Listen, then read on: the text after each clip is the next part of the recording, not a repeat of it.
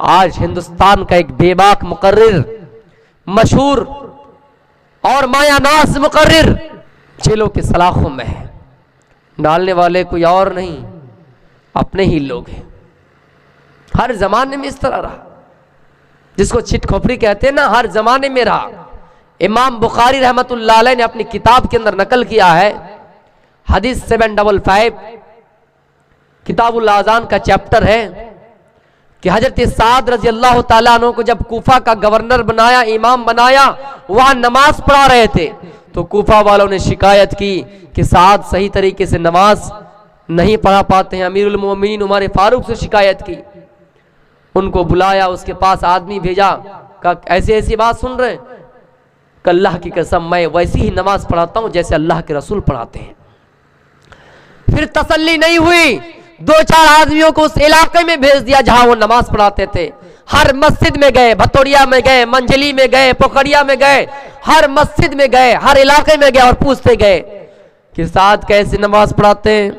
سب نے کہا سعد صحیح طریقے سے نماز پڑھاتے ہیں، لیکن ایک آدمی کھڑا ہوا جن کا نام اسامہ ابن قتادہ تھا، کہا اے لوگوں، جب سننا چاہتے ہو تو سنو، سعد صحیح طریقے سے نماز نہیں پڑھا پاتے ہیں، مالی غنیمت صحیح طریقے سے تقسیم نہیں کر پاتے ہیں۔ میرے بھائیوں، کھڑے ہو کر سعد نے بد دعا کی، 3 بد دعا کی تھی۔ ایک بد دعا یہ تھا کہ اللہ ان کی عمر لمبی کر دے، اور اے اللہ اگر یہ اپنی دعوے میں جھوٹے ہیں تو یہ اللہ ان کی عمر لمبی کر دے، ان کو فتنوں میں مبتلا کر دے، اور یہ اللہ ان کی مال میں کمیاں آ جائیں۔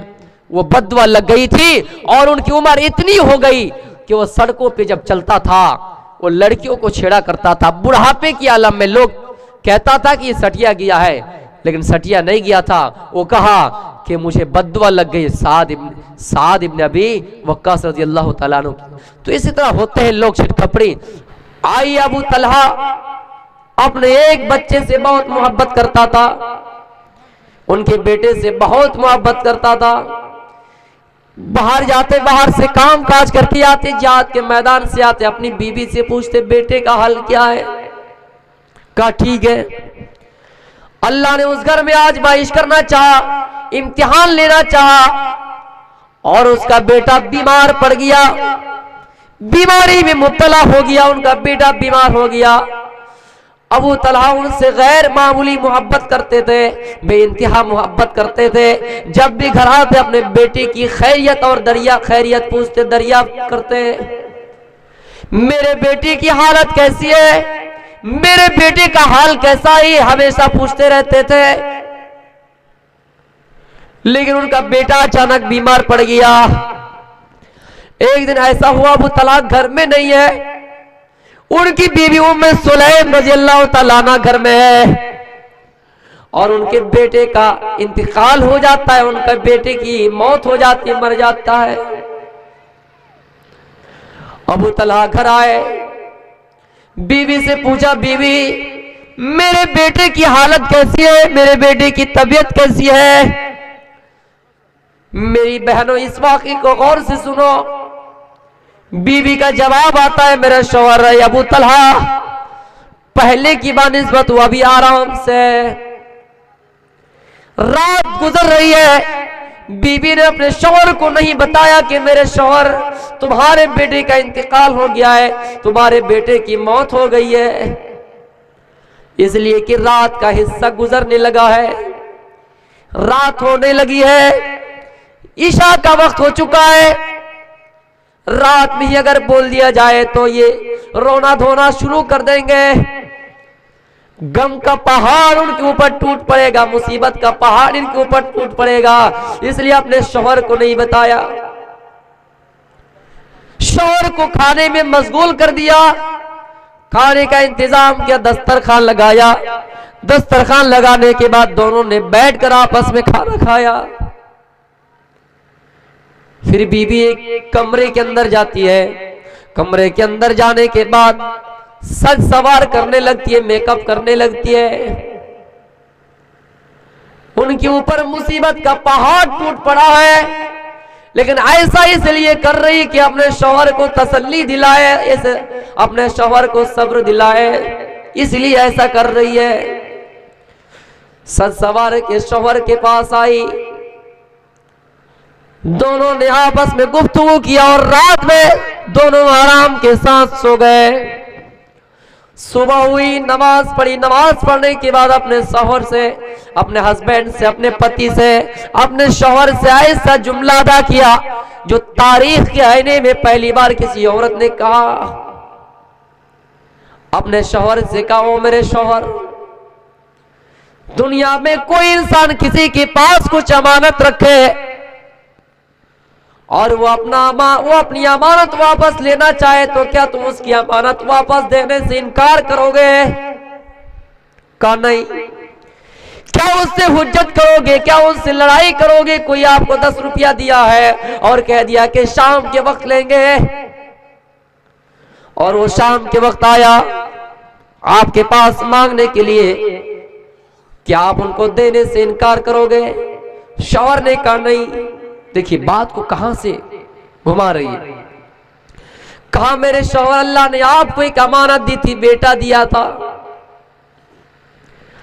اللہ نے وہ امانت آپ سے واپس لے لی، اللہ کی امانت تھی، اللہ نے لے لی ہے۔ کھل کے بتانا پڑ رہا ہے میرے شوہر، تمہارے بیٹے کا انتقال ہو گیا ہے، انا للہ و انا الیہ راجعون۔ ان کے اوپر غم کا پہاڑ ٹوٹ پڑا اور اپنے بیوی سے کہا، میری بیوی، تم نے رات کے وقت مجھے کیوں نہیں بتایا؟ کہا میرے شوہر، رات کو اگر بتاتے تو رات سے آپ بے چین رہتے، رات سے آپ پریشان رہتے، اس لیے ہم نے سوچا کہ رات میں آپ کو نہیں بتائے۔ اس کے بعد یہ خبر اللہ کے رسول صلی اللہ علیہ وسلم کے پاس پہنچی۔ آپ نے فرمایا، اے ام سلیم، اے ابو طلحہ، کیا تم رات کے وقت اپنی بیوی سے ملے تھے، ملاقات کیے تھے؟ ہم بستر ہوئے تھے، ہم بستری کیے تھے۔ کہا، اے میرے چاہنے والے، اے ابو طلحہ، اے ام سلیم، اپنے اولاد پر صبر کرنے والے، غم کی پہاڑ ٹوٹ پڑا ہے پھر بھی صبر و تحمل سے کام لینے والے، اے ابو طلحہ، میں آپ کے حق میں دعا کرتا ہوں، برکت کی دعائیں دیتا ہوں۔ آپ نے رات میں ہم بستری کی، آپ کی بطن سے پھر ایسا بچہ پیدا ہوگا، ایک ایسا لڑکا پیدا ہوگا، ایک ایسا بچہ جنمے گا جو حافظ قرآن ہوں گے، جو عالم ہوں گے۔ تاریخ لکھنے والے مورخین کہتے ہیں کہ ان کے بعد ان کا ایک بچہ پیدا ہوا، پھر ان کی نسلوں سے جتنے بچے پیدا ہوئے سب کے سب حافظ قرآن تھے۔ یہ صرف صبر و تحمل کا نتیجہ ہے، ذریعہ ہے میرے بھائیوں۔ اللہ کے رسول خوشخبری سناتے ہیں، لوگوں جن کے چھوٹے چھوٹے بچے انتقال کر گئے ہیں، قیامت کے دن وہ آئے گا، اس حال میں آئے گا کہ اپنے والدین کے دامن کو پکڑ لیں گے اور اللہ سے کہیں گے، اللہ دنیا میں چھینا تھا، آج نہ چھینا اور آخرت میں اس کے ساتھ رہنے دے۔ اللہ کہے گا، چھوٹے چھوٹے بچے ان کی بات مان لی جائے اور ان کے والدین کو جنت کا ٹھکانہ، جنت کا حقدار بنا دیا جائے۔ تو اللہ کے رسول اسی طرح خوشخبری سنایا کرتے تھے۔ کبھی غزوہ تبوک کے موقع پر اللہ کے رسول نے کچھ مال مانگا، حضرت عثمان دینے کے لیے تیار ہو گئے، اتنا دیا اتنا دیا۔ آپ نے فرمایا، لوگوں کوئی اور ہے دینے والا؟ حضرت عثمان کھڑے ہوتے ہیں اور کہتے ہیں، اللہ کے رسول میں دوں گا۔ آپ نے عثمان کو بشارت اس انداز سے سنائے کہ اے عثمان، ما ذرہ عمل بعد یوم القط، اے عثمان، آج کی بات سے آپ کو کوئی چیز نقصان نہیں پہنچا سکتی ہے، نہیں پہنچا سکتی ہے۔ یا اسی طرح آپ خوشخبری سنایا کرتے تھے میرے پیارے ساتھیوں۔ آپ نے پھر فرمایا کہ اے لوگوں، جو فرض نماز پڑھتا ہے، فرض نماز پڑھنے کے بعد سلام پھرتا ہے اور سلام پھرنے کے بعد من قرأ آیت الکرسی، جو آیت الکرسی پڑھتا ہے، لم یمنعہ من دخول الجنہ، اس کو جنت جانے سے کوئی چیز روک نہیں سکتی ہے۔ اس لیے آیت الکرسی پڑھنے کا اہتمام کیجئے ہر فرض نماز کے بعد۔ لکل صلاۃ مکتوبہ، ہر فرض نماز کے بعد جو شخص آیت الکرسی پڑھتا ہے، اللہ فرماتا ہے، اللہ کے رسول فرماتے ہیں، خوشخبری سناتے ہیں، جنت جانے سے کوئی چیز اس کو روک نہیں سکتی ہے الا الموت، سوائے موت کے۔ جب موت آ جائے اس کا ٹھکانہ جنت ہے۔ اس لیے میرے پیارے ساتھیوں، آپ نے باز مواقع پر آپ نے لوگوں کو خوشخبری سنائے۔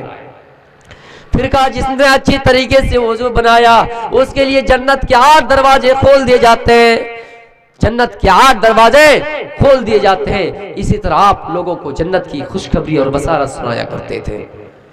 صبر کرنے والوں پر، مصیبتیں جھیلنے والوں پر، تکلیفیں جھیلنے والوں پر آپ نے خوشخبری سنائے۔ وبشر الصابرین، لوگوں کو آپ نے خوشخبری سنائے کہ اے لوگوں صبر کرنے والوں کے لیے خوشخبری ہے۔ وَنَذِيرًا، اللہ نے آپ کو داعی بنا کر بھیجا، ڈرانے والا بنا کر بھیجا۔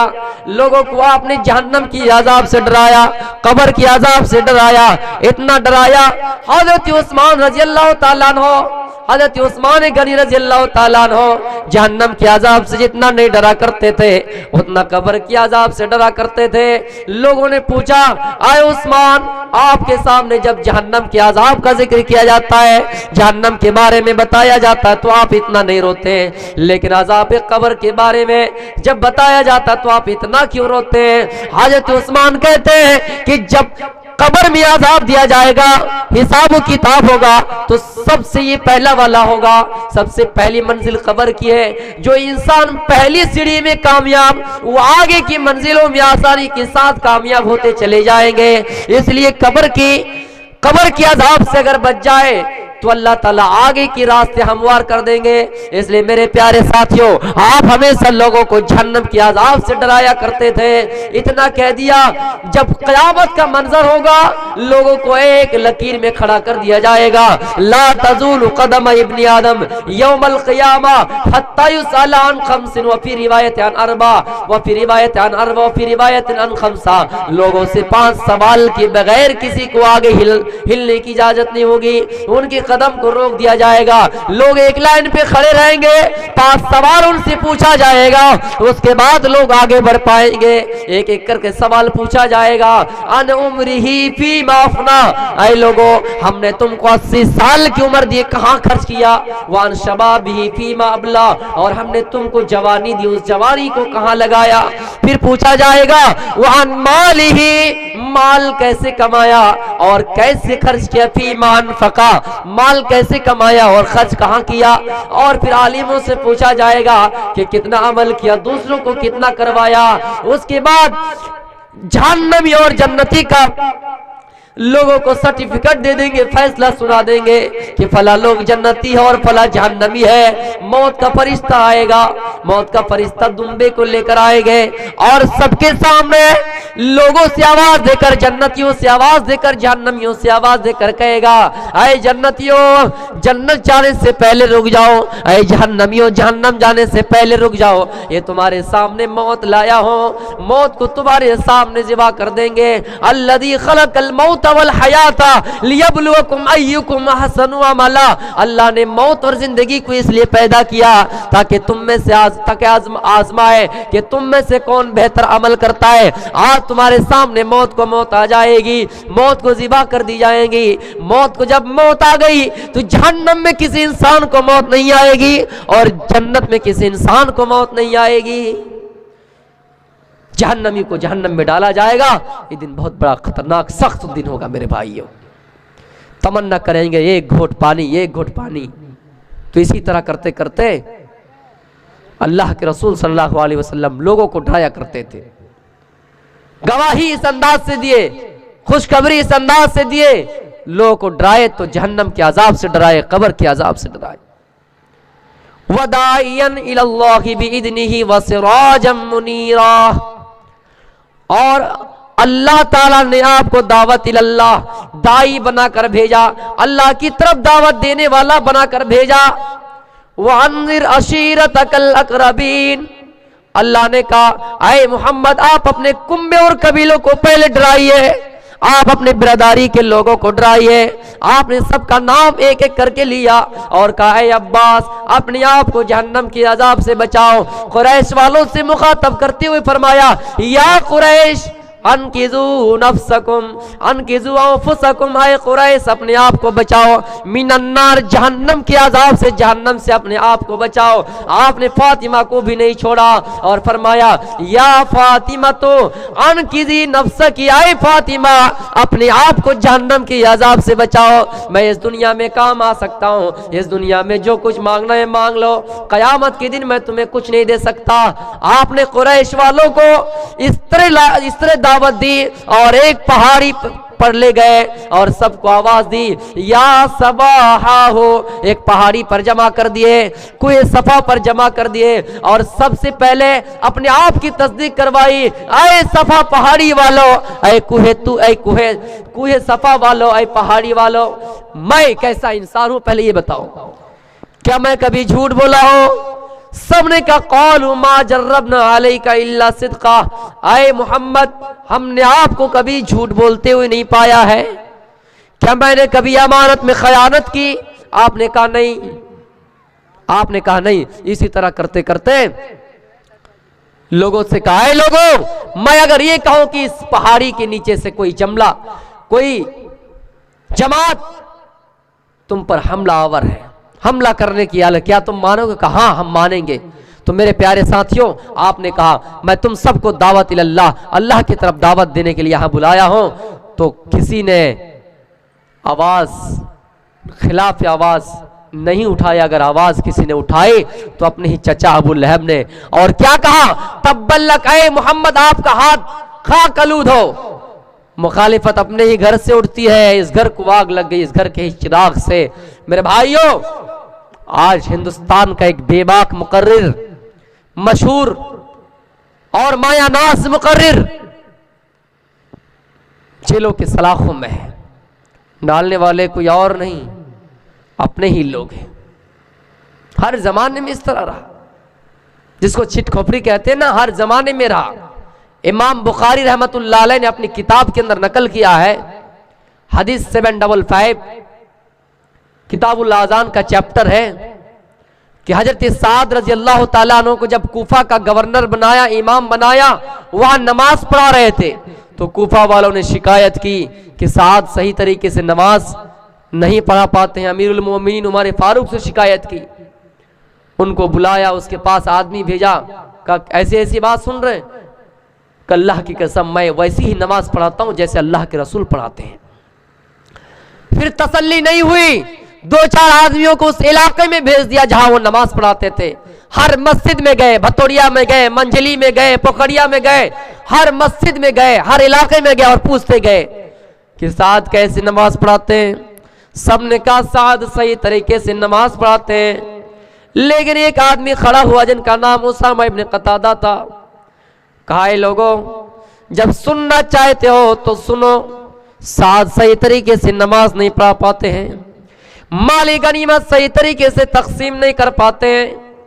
मेरे भाइयों, खड़े होकर साद ने बद्दुआ की, 3 बद्दुआ की थी। एक बद्दुआ ये था कि अल्लाह इनकी उम्र लंबी कर दे, और आए अल्लाह अगर ये अपनी दावे में झूठे हैं तो ये अल्लाह इनकी उम्र लंबी कर दे, इनको फितनों में मुब्तला कर दे, और ये अल्लाह इनकी माल में कमियां आ जाएं। वो बद्दुआ लग गई थी और उनकी उम्र इतनी हो गई कि वो सड़कों पे जब चलता था वो लड़कियों को छेड़ा करता था। बुढ़ापे की आलम में लोग कहता था कि ये सटिया गया है, लेकिन सटिया नहीं गया था। वो कहा कि मुझे बद्दुआ लग गई साद इब्न अबी वक्कास रज़ियल्लाहु ताला अन्हु। तो इसी तरह होते हैं लोग छिटकपड़ी। आज के इस दौर में उलमा को अगर फंसाया जा रहा है, जेलों में डाला जा रहा है, तो इसमें अपने के लोग भी कुछ शामिल है, अपनों का भी हाथ है, वरना गैर को इतनी जरूरत नहीं है। तो मेरे भाइयों, इसी तरह करते करते आगे भी हमें और आपको सतर्क रहना होगा, और हम सबको इसमें लड़ाई लड़नी होगी। कोई अगर किसी के खिलाफ कुछ करता है, हमें एक्शन लेना होगा, क्योंकि उलमा अगर बाकी रहे तो कायनात बाकी रहेगी, उलमा चले जाए तो कायनात भी ख़त्म हो जाएगी। इसलिए मेरे प्यारे साथियों, वक्त ख़त्म हो गया, मैं अपनी तकरीर को यहीं से ख़त्म करता हूँ। आखिर में अल्लाह ताला से दुआ اللہ بارہ ہم سب تمام مسلمانوں کو نیک عمل کرنے کی توفیق عطا فرمائے، ہم سب کو ستیہ دھرم پر چلنے کی پروڑ عطا فرمائے، ہم سب کو دین کی طرف چلنے کی توفیق عطا فرمائے۔ وما علینا الا البلاغ المبین، وآخر دعوانا الحمد للہ رب العالمین۔ السلام علیکم ورحمۃ اللہ وبرکاتہ۔